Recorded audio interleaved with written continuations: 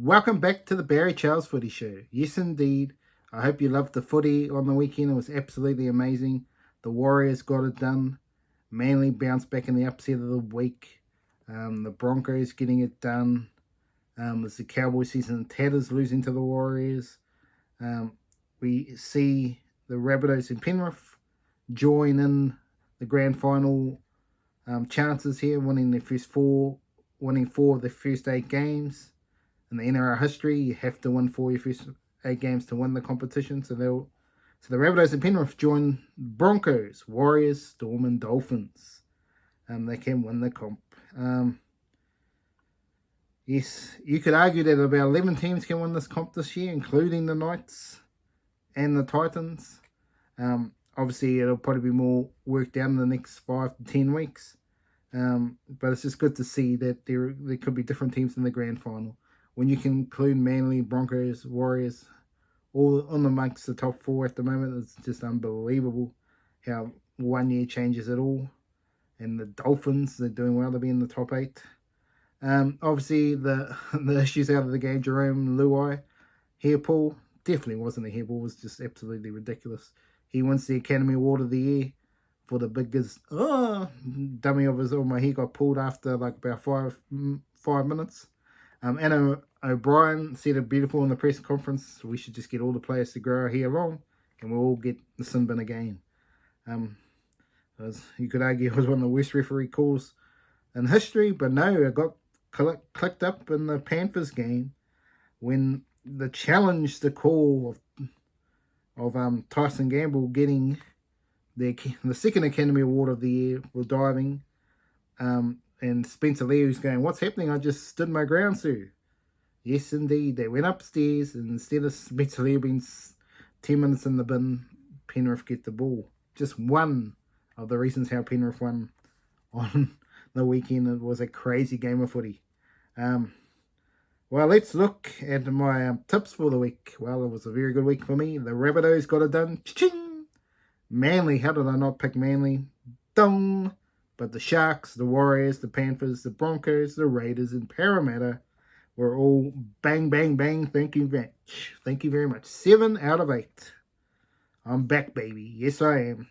36.5 wins from the 56 for a 65% picking ratio through the start of the season. Can I keep it up? I want to crack 70. Might be asking for a miracle there. But anyway, let's have a look at the Dally M pointed around for me. It was a tough round. There's some very unlucky players. Cody Walker was outstanding and probably deserved to be man of the match. Dylan Walker as well. Isaiah Yeo was huge. Regan Campbell-Gillard was huge. Even Tauta Moga from the Dragons, he had a huge weekend. But I've given my 1 point to Reece Walsh. His 1 try, 120 metres, 2 line breaks, 1 line break assist, a try assist. I mean, this guy's just on fire. I think he deserves an origin spot in front of Kalen Ponga. He probably won't get it, but I'm rooting for you. 2 points to Daly Cherry Evans. Very, very good. He played outstanding. Masterclass for the Seagulls, and he just dominated that game. Put it this way, if Cherry Evans wasn't there, they probably would have lost. Normally, you would say it's just turbo, but Cherry Evans was very good in this game. 5 goals, 141 run meters, 19 tackles, 1 offload. He was just very, very outstanding. 3 forced dropouts. I mean, he was just on fire. But my performance of the week, and a lot of people are saying, what? Cody Walker should have got it, but I thought Latrell Mitchell was the best player on field for me. This is what you need to see from him every week. Even though it might only be in the second half where they really start to fire. But the Rabbitohs need Latrell Mitchell on fire every game. He obviously goes missing in the finals. Preliminary final last year. He needs to bounce back this year and get them to the grand final. But Latrell Mitchell got a try, 6 goals, 110 run meters, 1 line break, 2 line break assists, a try assist, 6 tackle breaks, a forced dropout. What else does this man need to do? He was my player of the week. Even though you could argue Cody Walker deserved it as well on the same team. They both were very, very good on the weekend, and they were just dominant, both of them. Very, very good. So looking at my Dally M table, now we have a clear, we have 3 on 5 points now. We've got Cherry Evans, Reece Walsh, and Trell Mitt. 3 points goes to Moses, Munster, Johnson, Hayne, and Montoya. 2 points to Dominic Young, Jacob Carrez, and unfortunately he's got an injury, Tohu Harris, Tommy Turbo, and Cody Walker. And 1 point to Grant, the Hammer, Osako, and Dylan Edwards. Obviously injury concerns here. Carrez and Everello are out. See you later. Not good. Concerns here for the Bulldogs. What can they do? They can't take a trick. But let's have a look at the Thursday night football. The Dolphins, who led 14-6 at halftime and were run down 36-14 in the 30-point shootout in the second half. Yes, the Rabbitohs. Cody Walker, 3 try assists. He was back to his rampaging best in the second half. If we look at some of the stats here, the Dolphins 88% and they lost the game. Completion rate, crazy. Rabbitohs were 83%. But the difference was the class in the spine. With all players, when they play good, Latrell Mitchell, Cody Walker, and Latrell Mitchell, they're tough to stop. But they can also go missing, and that's why the Rabbitohs don't get it done. The Dolphins at the end of the season, I'm talking about. Dolphins in the end made a few more missed tackles. They had no creativity out of their halves, and it's going to continue to be a thing. Katoa's doing his best, but he's not. He's a number 6. Still learning the trade. They're desperately missing Sean O'Sullivan to steady the ship. So if we look at, obviously, the best player, Campbell Graham, he is trying to put himself in the origin frame for New South Wales, but whether he gets one, I seriously doubt it. But no, I think the only way he's going to get one is probably playing on the wing. But we'll look at the contenders: Turbo, Mitchell, Burton, Crichton, Staggs, Talakai, Tupou, Soa, Le'e. It's going to be a tough one. Obviously, Whiten going out has helped his cause. But who's going to fit into those 4 spots is going to be interesting to see. Obviously, with Josh Adokar out as well, disappointing. But, yeah, if we look at the other side, Jai Arrow, he bounced back in Queensland, just looking dominant. 181 run meters. He's on fire. He played well. Obviously, Colin Matagi, 6 to 8 weeks. Origin, gone. We always said every single year, Origin gone. Obviously, Pappenhausen, another one who's been injured for a long time and yet to get Origin debuted. A couple of these players never get to play Origin. On the Dolphins side, Jesse Bromwich, 100 metres. He was very good, 141 tackles. Ewan Aiken, the Hammer. They all ran for 150 metres. But I thought Cody Nikarima needs to lift up, obviously, with Sean O'Sullivan out. But he's not really a director of the ship. Well, let's go to Friday night football. The Sharks 22 over the Roosters 12. Roosters led at halftime 12 points to 8 and didn't. And while the second half was just absolutely ridiculous plays here from Brandon Smith and Victor Adley. These sin bins were just ridiculous. I'm not sure what to do with those players. They're really just maybe having too much coffee. They're not concentrating on footy. The Sharks went the greatest out of themselves with a 70% completion rate compared to the Roosters' 88%. What's doing there? And the Roosters lost. The Sharks had more position on the ball. 400 more run meters. The Roosters were ineffective. 11 ineffective tackles, proving costly. 46 missed tackles. It's not looking good for you Roosters fans. They need to find something, and they need to find something in a hurry. What's going wrong there? They have a lot of big men. If they got too many for this modern game, you only really need 2 or 3 in this modern game with all the utilities that can come off the bench. If you've noticed lately that a lot of players can play longer minutes, even though the games are faster now. I'm not sure what's up with that. Are the players a lot fitter? It's just something you have to ask yourself. Yes, if I'm looking at it, there's too many chiefs in the kitchen. I mean, there's too many gun players, and they're not all working as a team. And you got Manu, who was very quiet in this game. So was Suolihi. They're both very quiet. So I'm not sure what's happening there. The Roosters need to find something, and they need to find something in a hurry. But Sharks, well, the Hines, the man, the magic man, New South Wales number 6, surely, 190 metres, 2 line breaks, 1 try assist. I felt as well for Blake Brayley. He complemented Hines beautifully.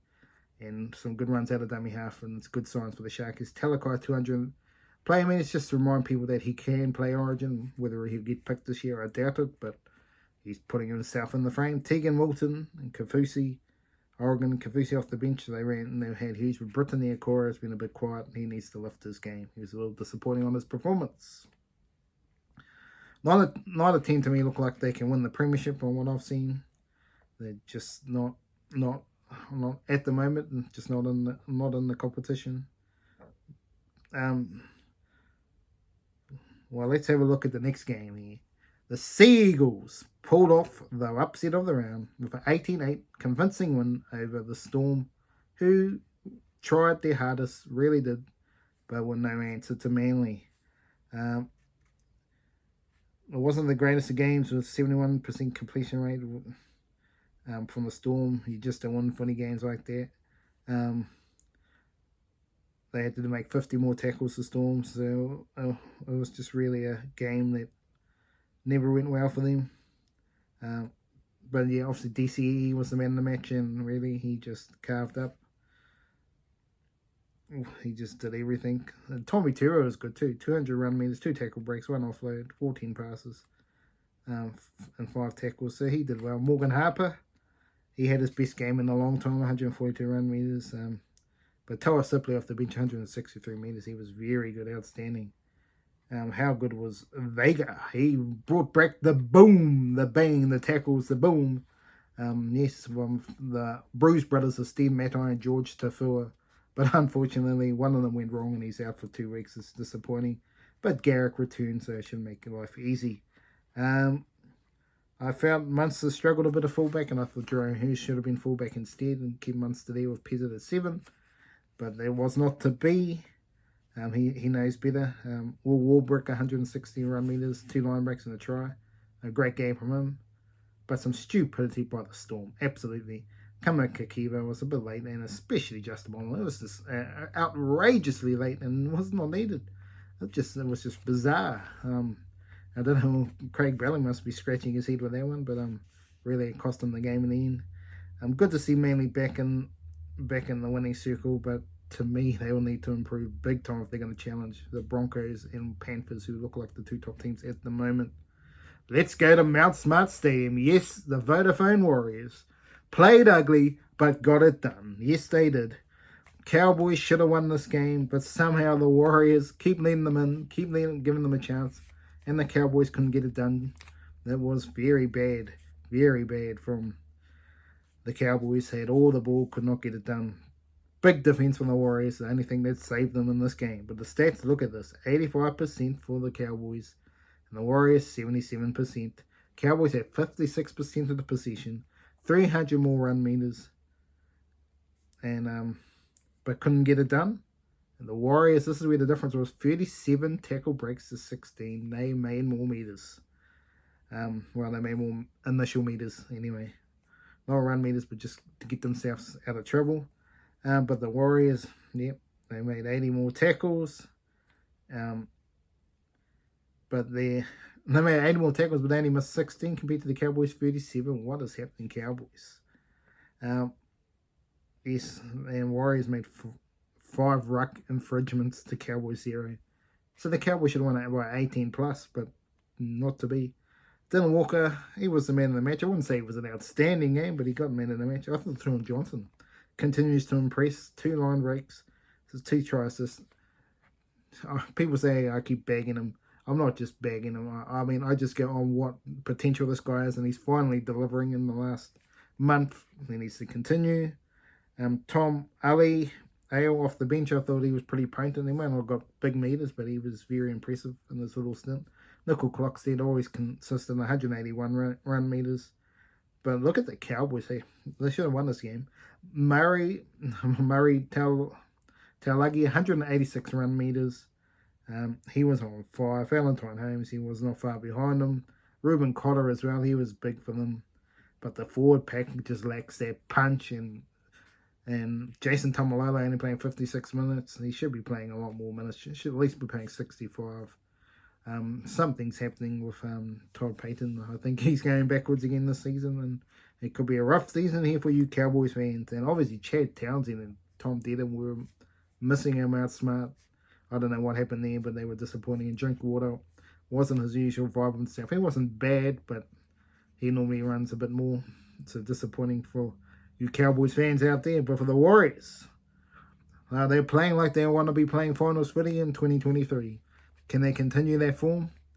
Because the Cowboys are not a great team.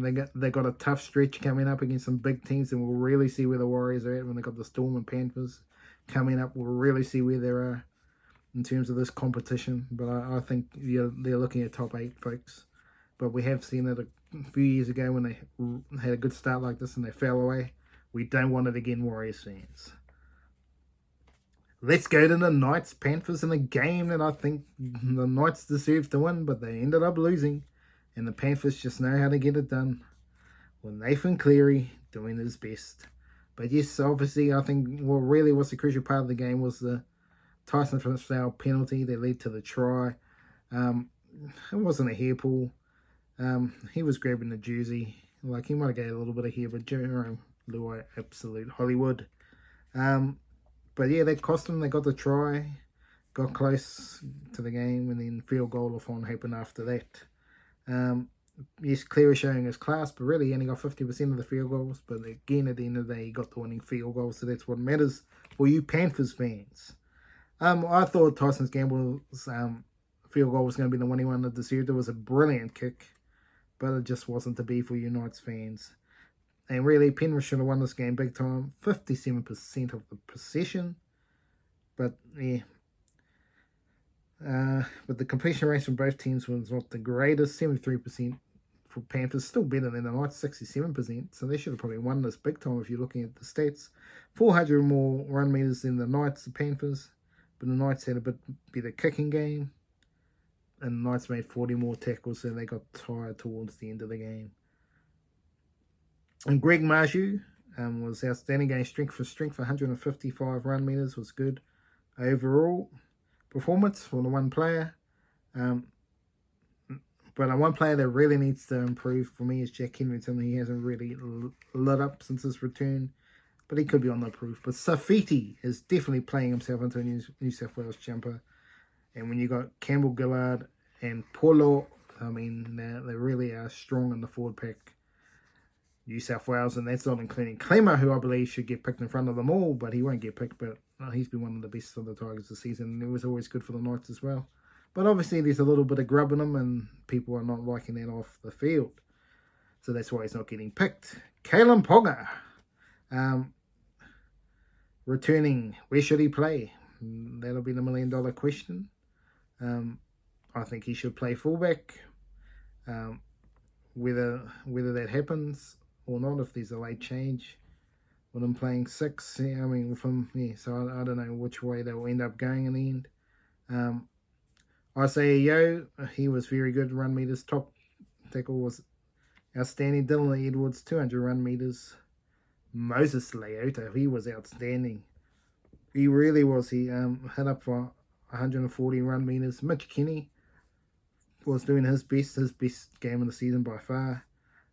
So Panthers, nothing to worry about. They got it done, but they weren't convincing, as Ivan Cleary said. So time will tell going forward. But anyway, let's go to the Broncos versus the Titans. Yes, it's Cbus Super Stadium. Titans were leading at halftime, 14 points to 10, folks. Then they went on to lose 43-26, with the Reece Walsh show absolutely coming into play. And obviously, the Simbins from Tino, they led in the 2 tries. They pretty much lost them the game. But yeah, the stats overall were pretty even. So let's have a look at the players, top players here. 161 run meters here for Khan Pereira. He was very good with his 2 tries. Jaden Campbell, he tried his best, but his last kick was not the greatest with AJ Brimson coming back. Could be costly for him.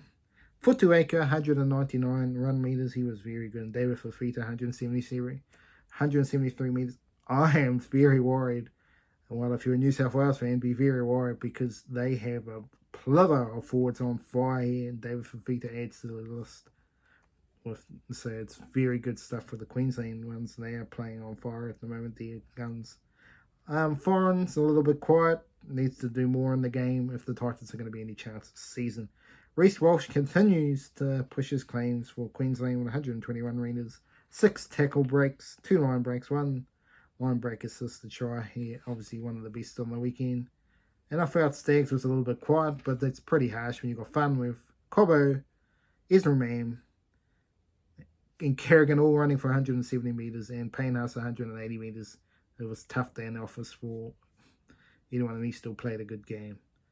I do worry about the Broncos at Origin time if they got the depth to win any of those games. Possibly not. And obviously the defence of the Broncos at times needs to improve, and their starts to the game obviously been very slow starters against the better teams. They might not be able to catch up, so that's going to be something they need to work on. They got to steal up their defence if they want to win the comp in 2023. Well, the last 2 games of the round, I'm not sure which one was worse, the Raiders or the Dragons or the Eels and Bulldogs. They were as bad as each other. But anyway, let's look at the Raiders game. Jared Croker, he was the difference with 4 from 4 in the goal kicking ranks, and Zach Lomax 1 from 4. Dragons, they just let themselves down with the footy. 63% completion rate. Should have been 30 plus to the Raiders, but at the end of the day, the Dragons ran for 300 more run meters, 400 meters. Yeah, I think it was disappointing. Bulldogs as well. They were disappointing as well. The Eels were no good. Thank you for watching. I'll be back next week.